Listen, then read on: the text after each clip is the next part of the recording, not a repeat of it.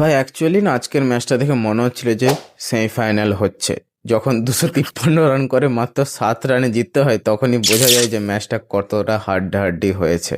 তো গাইস, খুশির খবর এইটাই যে ব্যাক টু ব্যাক টি-20 ওয়ার্ল্ড কাপ ফাইনালে ইন্ডিয়া উঠে গেছে এবং 8 তারিখ আহমেদাবাদে ঠিক সন্ধ্যা 7টার সময় নিউজিল্যান্ডের সাথে আমরাই ফাইনাল খেলবো। যদি এই ম্যাচটার কথা আমি বলতে চাই, একটাই কথা মাথায় আসছে ভাই, জেকব ব্যাথেল যে ইনিংসটা খেলেছে এবং যে শটসগুলো খেলেছে আজকে জেকব ব্যাথেল, পিকচার পারফেক্ট। ঠিক আছে, ও আজকে ডিসাইড করেই নেমেছিল যে ইস্পার নয়তো উস্পার।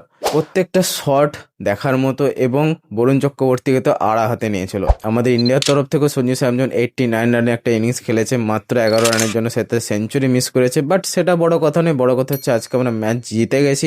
এর সাথে সাথে অক্ষর প্যাটেলের যে দুটো আনবিলিভেবল ক্যাচ, প্রথমেই ফিল্ড সল্ট এবং লাস্টে এসে ওই যে বাউন্ডারি লাইনের কাছে যে ক্যাচটা, দুটো ক্যাচের জন্য প্রায় ম্যাচটা ঘুরে গেছিলো। প্রায় বলাটা ভুল হবে, ম্যাচটা ওই দুটো ক্যাচের জন্যই ঘুরে গেছে, কারণ হার্দিক পান্ডিয়া প্রথম উইকেটের সাথে যে মোমেন্টামটা শুরু করেছিল সেটা প্রায় জেকব ব্যাথেলের রান আউট দিয়ে আমরা শেষ করলাম। লাস্টে জোফরা আর্চার রয়েছে 3-6 মেরে দিল গাইস, বাস আধ ভালা তো সব ভালা। 7 রানে আমরা এই ম্যাচটা জয়লাভ করে নিয়েছি এবং আশা করব নিউজিল্যান্ডের সামনেও সেম মনোভাব নিয়ে আমরা নামবো এবং প্রথমবার আমাদের কাছে টি-20 ওয়ার্ল্ড কাপ ডিফেন্ড করার একটা চান্স চলে এসেছে। কোনো টিম ব্যাক টু ব্যাক টি-20 ওয়ার্ল্ড কাপ জেতেনি, ইন্ডিয়ার কাছে সে ঘরের মাঠে চান্সটা হয়ে গেল।